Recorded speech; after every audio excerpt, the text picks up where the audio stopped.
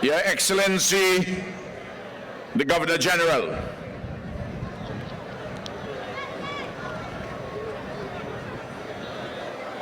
their Lordships of the Supreme Court, the members of Cabinet and Parliament, including the parliamentary representative for Central Kingstown, the Honorable Sinclair Leacock. The members of the diplomatic corps and the clergy, senior public servants, police, leadership, specially invited guests, the citizens of this country of nobility and love, St. Vincent and the Grenadines, members of the parade ground. I would like for us to make a few observations about today. And I'm sure that you would have noted. First of all, we thank the National Lotteries Authority for sprucing up very much Victoria Park, and for the groundsmen who have it in impeccable condition. We want to thank them.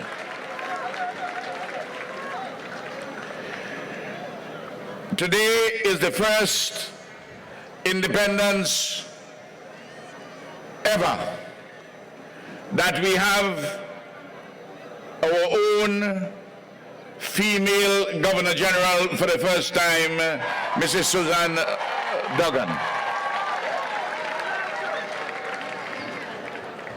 I want to acknowledge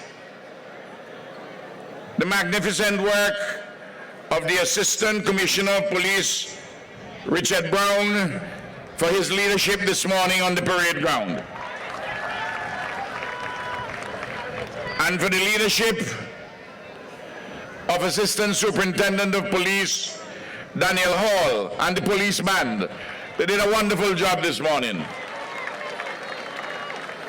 I am sure you would have observed the large number of women, teenage girls and young girls on the parade ground. They're growing year by year, and I'm happy to see that. I'm very happy to see a number of women who paraded this morning in the Special Service Unit contingent carrying their M16s to protect us.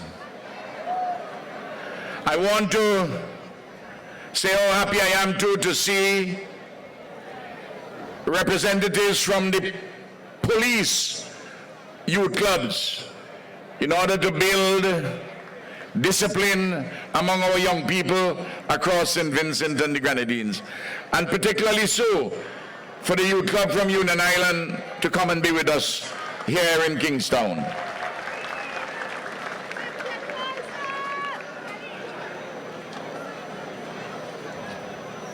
I want to recognize yet again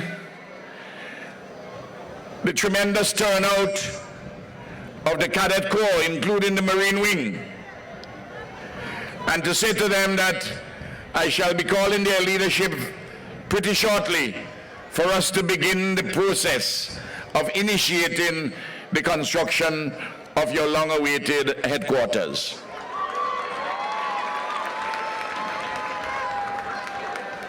I want to recognize very especially 19 Vincentians, representatives of hundreds of Vincentians who are in the Royal Navy of the United Kingdom. I met them earlier the week, a number of them, and we are very pleased to have them, and I'm sure their families are overjoyed to have them among us at this our 40th anniversary of independence. I want to thank our Trinidadian brother who is leading their group. You would have heard his name announced, but I don't know if you got it, and I shall repeat it. Lieutenant Shabaka Kenyatta. You would have seen him in front, beautifully attired with his locks. You'd have seen him with his locks. I want to recognize also someone whom I've been advised was the cadet who raised the flag in 1979, the original independence flag, Dr. Dave Yearwood. I think he's here also with his wife. Welcome home, Dave. We're happy to have you. And all ladies and gentlemen and brothers and sisters who are here, we welcome you to what is a phenomenal gathering this morning, and it is growing every single year, reflecting the increased sense of patriotism and joy and pride in our independence and our sovereignty. Thank God for today, the day that He has made. Today is the 40th anniversary of our nation's reclamation of independence. On October the 27th, 1979, 216 years after the commencement of the conquest and settlement of our country, the umbilical cord of British colonialism was formally severed, and the nation which we now know as St. Vincent and the Grenadines was born. Immediately prior to 1763, when Britain assumed suzerainty of this country, this land here was a self-governing nation belonging to the indigenous Kalinago and Garifuna people, led astutely by the indomitable fighter, the Right Excellent Joseph Chatoyer, Paramount Chief, our first and only national hero thus far. It took British colonialism nearly 40 years to defeat and finally subdue the Kalinago and the Garifuna, who waged a prolonged, justifiable guerrilla war to defend their land, their very existence, their sovereignty, their patrimony. In establishing a colonial state and the plantation economy in St. Vincent and the Grenadines, the British were ruthless and single-minded.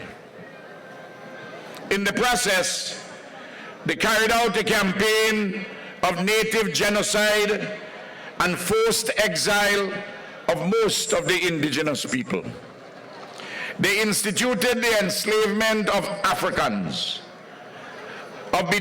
Between the years 1764 and 1838, over 55,000 Africans were disembarked from slave ships here in St. Vincent and the Grenadines. In fact, up to 1807, when the slave trade ended. The British recruited also indentured servants, nearly 6,000, liberated Africans, Madeiran Portuguese, and East Indians between the 1840s and 1881, to supplement the labor of the nearly 23,000 enslaved Africans who were formally freed on Emancipation Day. Thus, within a 100-year period, after the British colonized St. Vincent and the Grenadines, they remade this country by decimating the indigenous people and bringing to it a ruling class of Anglo-Saxons and enslaved Africans and indentured, liberated Africans, Madeiran Portuguese, and East Indians. Through the fever of history and an extraordinary process of creolization, this population mix, plus a small number of more recent arrivals, particularly from the Middle East and China, have fashioned an integrated society possessed of a core of shared values, inclusive of love of independence, liberty, the rule of law, and parliamentary democracy. Amidst all the pain and suffering to which British colonialism subjected our country, it also bequeathed to us at least 5 gifts: the common law, an independent judiciary, parliamentary democracy, a sound system of public administration, and the English language. Surely though, none of these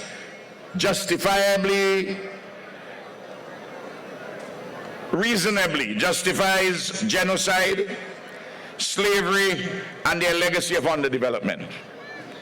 In that context, we and the rest of CARICOM continue to make the just demand for reparations for native genocide and the enslavement of our African forebears. In our 40th year of the Reclamation of Independence, Renewal at 40, it is important that we correctly apply our historical lessons. First, it is wrong to ignore our history. We can't say that history is bunk. It has shaped us. We can't, secondly, sanitize or whitewash it. That approach is likely to deny us our very existence, our essence, thus adding to our burdens. Thirdly, we must not live in history and stylize our sufferings in a permanent victimhood. That approach will hold us back by having us impossibly looking forward to the past while other nations are moving to the future. Instead, we must learn from our history. Let it be a noise in our blood and an echo in our bones. And we must embrace that history to uplift ourselves without rancor, though with sense and sensibility. We must use it, we must massage it, we must come home to ourselves in a manner where we do not desecrate our future. Because of all time, only the future is ours to desecrate. So, most of all, I re-emphasize, we must deepen our understanding of our past so as to avoid the desecration of the future. We must hold no malice or grudge against anyone. We are not better than anybody, but nobody is better than us. We resolve our differences through dialogue. We are for peace, not war. We embrace partnerships and multilateral engagements.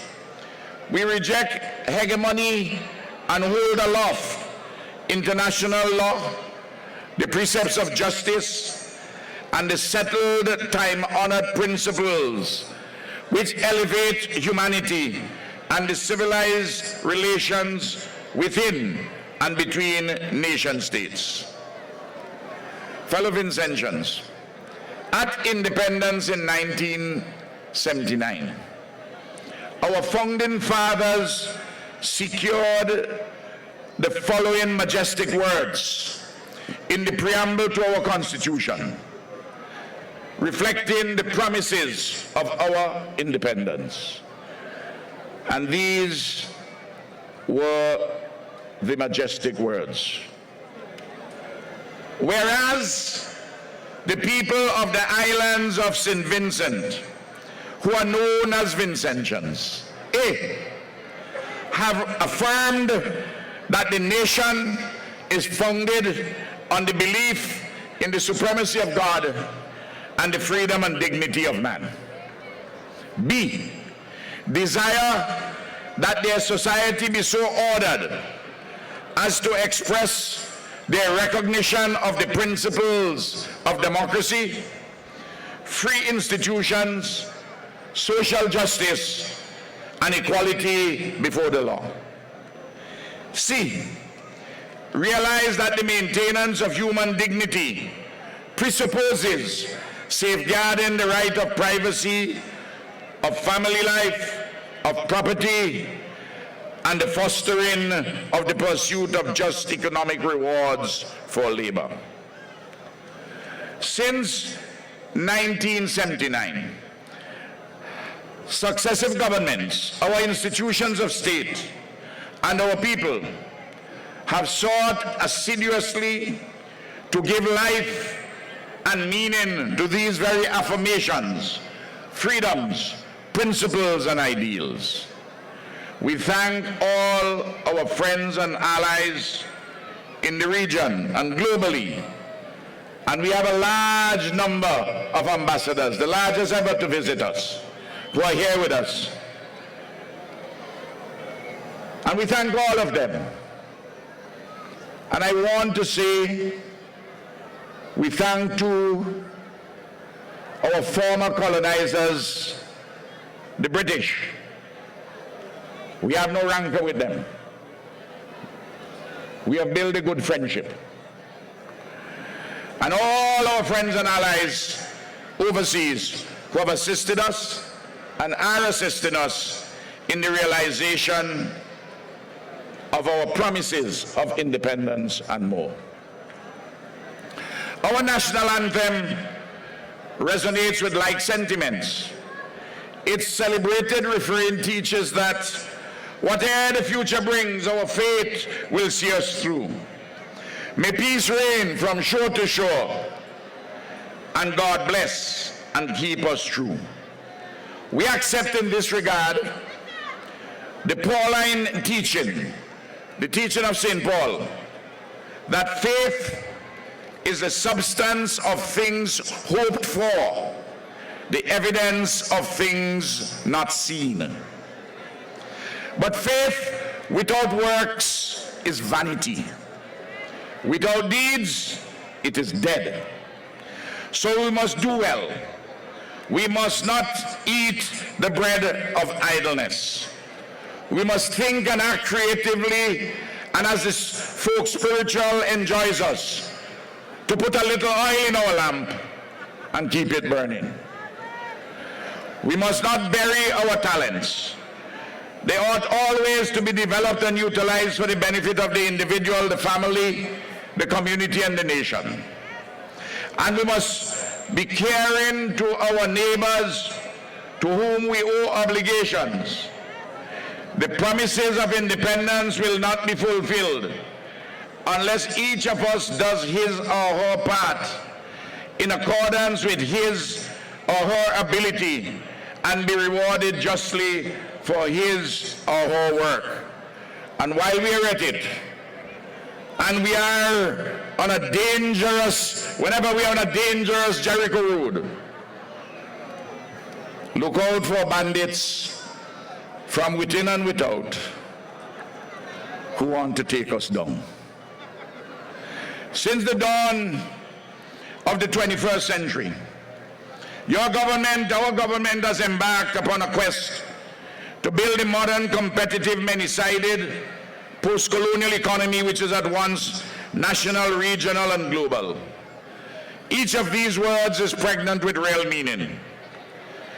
Accordingly, a bundle of cross-cutting issues for this socio-economic transformation has been addressed, including education, training, science and technology, poverty reduction, renewable energy, airport and seaport development, the physical infrastructure of roads, bridges and buildings, health and housing, information communications technology, citizenship security, good governance, regional integration and productive partnerships globally.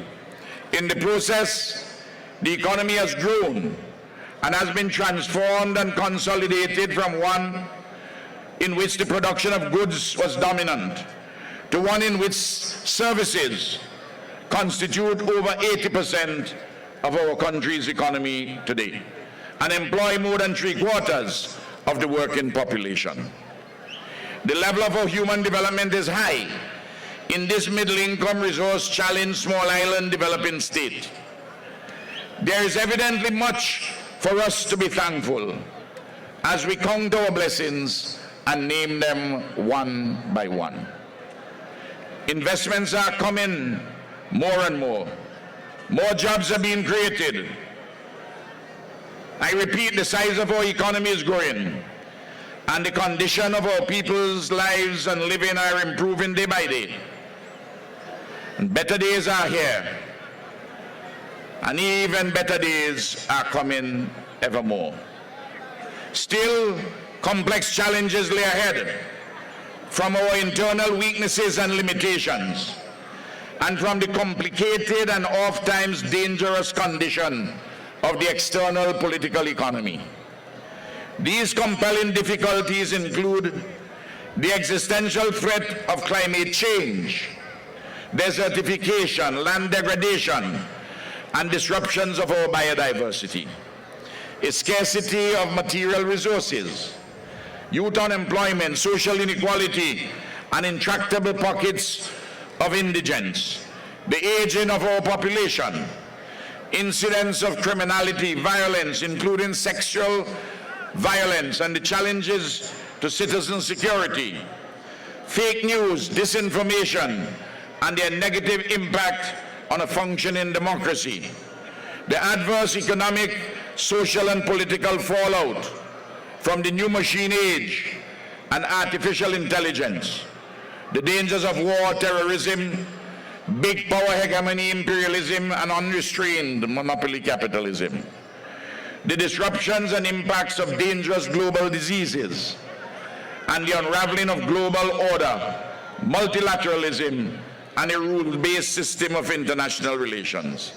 Yet, these challenges and threats do not paralyze us into inaction and learned helplessness, or prompt us to adopt unsustainable approaches to development or any faddish mirages of the day. In partnership with other nations in the region, our hemisphere, our traditional friends, and globally, including Africa and Asia, we shall overcome our challenges. We shall remain focused and creative. We shall fortify our hard and smart work, and we shall be our brothers and sisters' keepers. We shall uplift our nation. We shall not be idle or faint-hearted, nor weary in our efforts to exalt every valley, make low every mountain of obstacles, turn the crooked straight, and smooth that which is rough. Thus, at this 40th anniversary of our reclamation of independence, we renew our strength. We mount up with wings as eagles, We shall run and not be weary. We shall walk and not faint. Fellow Vincentians, on January the 1st next year, 2020, St. Vincent and the Grenadines will take its seat as a non-permanent member of the United Nations Security Council, the smallest country ever to be so elected to that office by the United Nations General Assembly. St. Vincent and the Grenadines and our Latin American and Caribbean region and the rest of the world rejoice at our extraordinary historic electoral triumph on June the 7th, 2019. Almost all the representatives of the world's 7.5 billion people considered our country and its government worthy of a seat on the highest global council, entrusted with considerations of global peace and security and thus of prosperity. An amazing accomplishment. Our visionary 10-year campaign for such an elevated seat at the global table succeeded magnificently, despite initial and in some cases sustained derision by unwise detractors at home, who always seem to have some reason to pull down St. Vincent and the Grenadines. And of course, there were some critics abroad. It is the same derision which at first met our visionary proposals to build a bridge over the vast Rabaca River, to construct the seemingly impossible Argyle International Airport, to carry out the supposedly unreachable education revolution, and to reduce poverty and unemployment from around 25% of the population to under 5% in a 10-year period or thereabouts. Morning by morning, new mercies we see. All that we need, his hand had provided. Great is his faithfulness. Listening to me today is a very special group of 18 Vincentians who turned 40 years today. They were born on the 27th of October 1979. I call them by name and I celebrate with them and their families on this their birthday. Danieto Bacchus, Glenford May, Hyacinth Bino Cupid, Ayantha Radhika Richardson, Isabel Marcia Homer, Joseph McNichol, Carissa Gibson Stevenson, and she kindly urged me to do this. She's actually the wife of an opposition member of parliament. Kip Sutherland, Luzette John, Marsh Mercury, Monique Coffey Jeffers, Joseph Batiste, Nyasha Garrick, Rodney George, Rohan Simmons, Shola Yolanda Huggins Macmillan, Shelton Rohan Allen, and Yvera Woods. I wish them long life, and I thank Almighty God for them.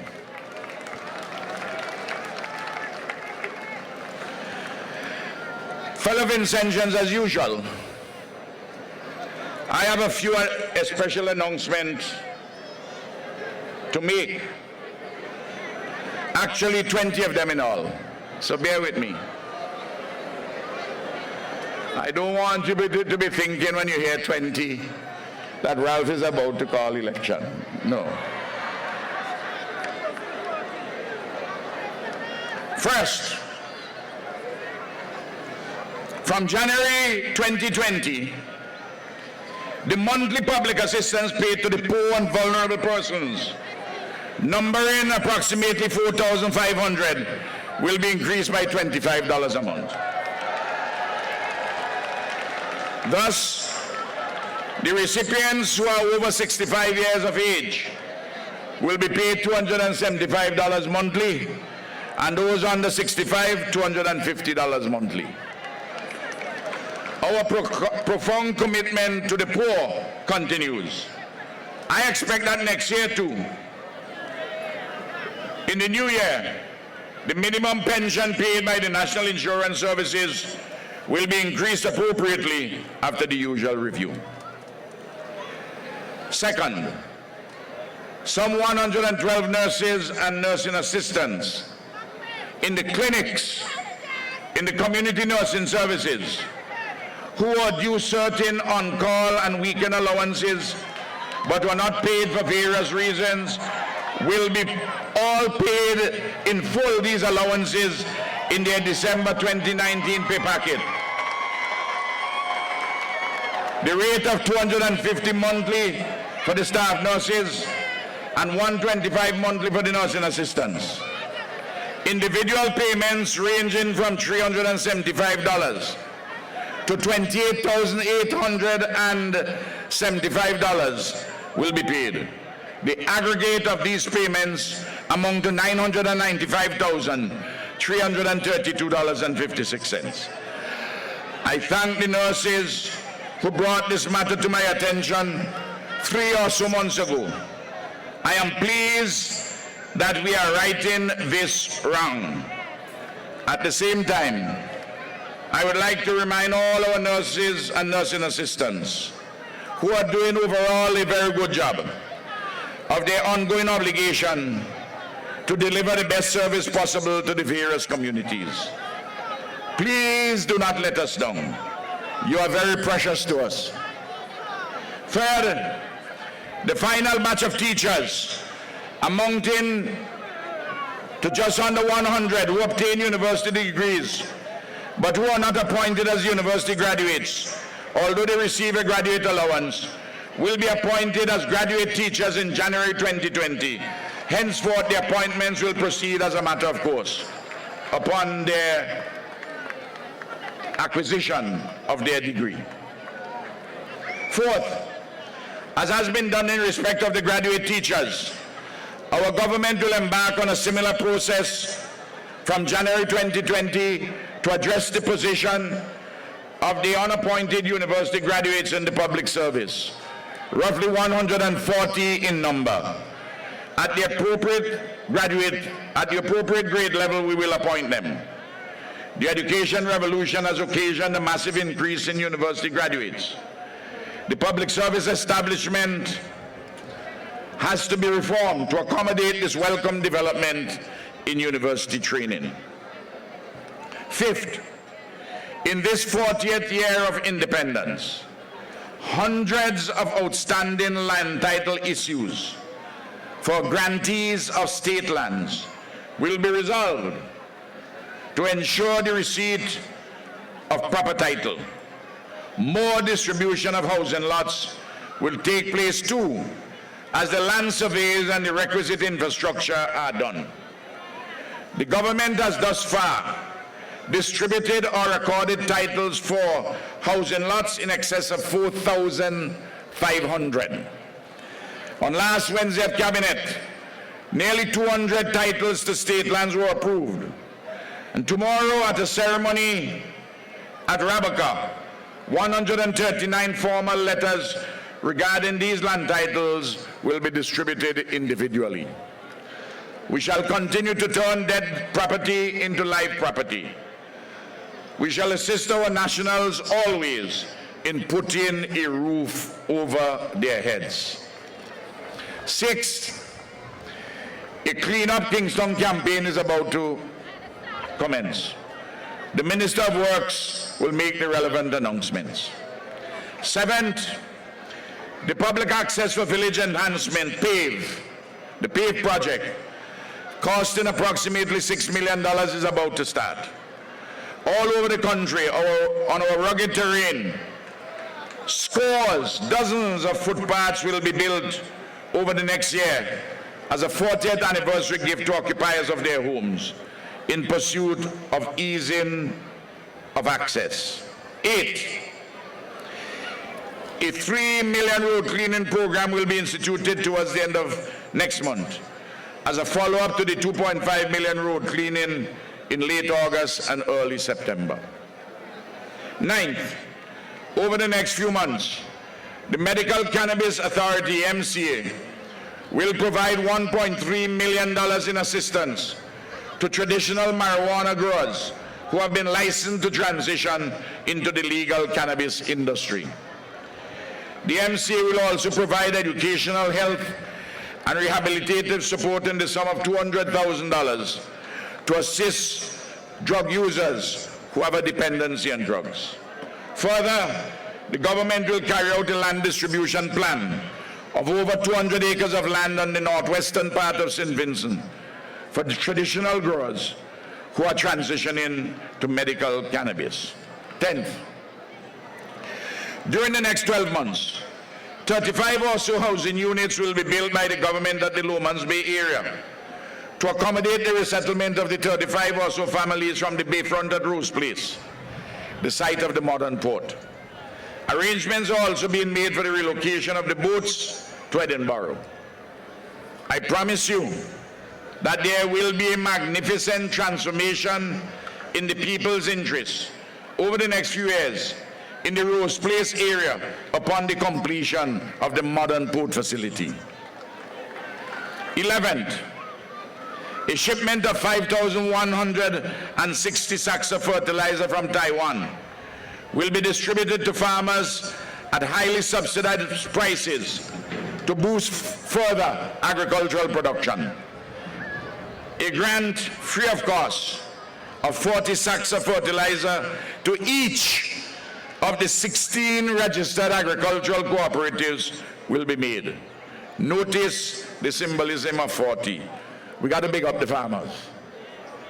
12th, the physical infrastructure of our judicial system and parliamentary democracy will be strengthened consequent upon the recent decision of the government of the Republic of China, Taiwan, to support a soft loan of US $20 million from a Taiwanese bank to construct a modern parliament building and courthouse complex on 2 parcels of land almost obliquely opposite the headquarters of the Ministry of Agriculture on Richmond Hill. 13th, the commencement date for duty-free barrels and packages is November the 18th, 2019. The duty-free concession will run until December the 31st, 2019. This is the 19th successive year that this government has offered this concession. 14. Please keep your eyes and ears open for a number of national and community projects inclusive of roads, which will be formally commissioned or launched over the next few weeks and months. There's a large number of them, huge. One which touches my heart, touches my soul, is the impending opening of a rehabilitated building and associated structures to accommodate temporarily our indigent elderly who are at the Lewis Burnett home until the construction of a modern geriatric facility at the existing site at Fair Hall. 15th, 3 deserving nationals are being accorded the status of cultural ambassador. Kingsley Hero Roberts, pan player and arranger, musician, songwriter and calypsonian. Peggy Carr, poet and veritable mother of our students in Taiwan. And Cherry Inns, who currently resides in New York. He's a musician, he's a songwriter, he's a musical arranger and musical producer. And there will too be an appointment of 5 sporting ambassadors. Elliot Maury Millington, a leader of men, captain of the football team of 1979, who now lives in New York. All blessings to you, Maury. Another member of that outstanding 1979 team, who also made the Caribbean football team, a humble man who still coaches and goes about his life and living with dignity, none other than royalty low, to be a sporting ambassador. And then there's the unsung Ian Sardine, football administrator, particularly among the young. Dr. Kishon Shallow, Vice President of the West Indies Cricket Board and former national cricketer. And Doris McIntosh, an outstanding lady in netball, who is tireless in this regard. And netball has been historically the most important sport for women. Please let it be reminded that the positions of sporting and cultural ambassadors are always under constant review. 16th, the project for the writing of a comprehensive history of St. Vincent and the Grenadines is being elaborated through the efforts of 4 Vincentian historians: Dr. Michael Denny, Dr. Adrian Fraser, Dr. Cleve Scott, and Dr. Arnold Thomas. Cabinet has already given approval for the initial budget. The government will fund the project fully. 17th, during this 40th year of independence, a final determination will be made in time for National Heroes 2020 for the elevation to the status of national hero of one or more of the following persons: George McIntosh, Ebenezer Joshua, Robert Milton Cato, and John Paminus Eustace. 18th, a committee is being established by Cabinet to examine, review, and engage in public consultation regarding the naming and or renaming of various public places, streets, and buildings. The overwhelming number of Vincentians considers that some colonially named public spaces, including streets, ought to be renamed. It is part and parcel of the exercise of remaking ourselves in our own image to fit our collective sense and sensibility. 19th, during the coming 12 months, special efforts would be made to honor appropriately dozens of our citizens who have excelled in this or that uplifting human endeavor. The various communities will be asked to assist in the elaboration of a permanent honors roll as a fitting memory to our exemplars. And finally, the activities under the recently launched Sport Against Crime and Renewal at 40 will be ramped up over the next 12 months. And we need all hands and minds for these 2 initiatives. Fellow Vincentians, as a nation, we have made extraordinary progress, particularly since the onset of our people's social democratic revolution, following the anti-colonial uprising of 1935. Seminal tasks of that social democratic revolution have been accomplished. Many others have been partially achieved, and yet others are still a work in progress as the practical circumstances at home and abroad undergo alterations and change in every material particular.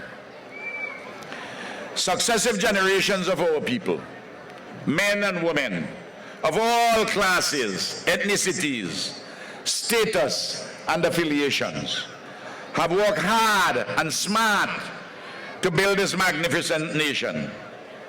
Small in size and population, this remarkable nation, which we call our home, and which is celebrated by right-thinking persons at home and abroad. The names of our political leaders: Joseph Chatoyer, George McIntosh, Ebenezer Theodore Joshua, Robert Milton Cato, James Mitchell and Ralph, and others, have been accorded the historical and contemporary headlines. But the ordinary men and women of our lands and seas have made St. Vincent and the Grenadines what it is today. They have made it magnificent, what it is today, with their daily unsung contributions. Our families, led by our indomitable women, who in their daily heroism also fathered us, are our solid foundation stones. We treasure them all. We celebrate them and pledge to honor them day by day, sweet Jesus, with our love, caring, and respect. I see today our elderly, unadorned but distinguished. They reckon weather in their heads. They wear their ages on their faces and wisdom in their eyes. They feel the keen commitment to their families and native land in their bones. They have survived the sting of the sun and the whip of the rain to deliver a better world for us. They still read the day's events from the dawn of the morning, and they deserve their quality days unto the sunset mask of evenings. It is blissful for all present here to be alive, but to be young is very heaven. Our youths in this their heavenly condition must embrace and feel the sunlight of promise glowing on their skins and stirring in their blood. To be deterred by nothing, to be not afraid of their future, and to absorb everything that the daylight of their lives offers. We lift up our children and young people. We thank God for them, and we envelop them with our love as our blessings now and forever. All of us present here today must endeavor to come home to ourselves. In this way, we get to know our beginning and our end. We are all time. Only the future is ours to desecrate. The present is the past, and the past our fathers' mischiefs. As we reflect on our history, its hysteria, its pain and suffering, its joys and triumphs, we choose not to lie down innocently and in lethargy, like a tired river meeting a turbulent sea. Instead, we make our own story from our history. We do so with a patience and a calm, but yet with all the energy we can summon, knowing full well that sun brightens stone, and a redeeming grace do not seen is always at hand, the melodies of which when heard are sweet, but unheard yet resonant are sweeter. By this amazing grace, if lost, we will be found. If blind, we will see how great thou art. As the prophet Micah advises us, we must do justly, we must love mercy, and we must walk humbly with our God. Happy 40th anniversary of independence, St. Vincent and the Grenadines. Thank you.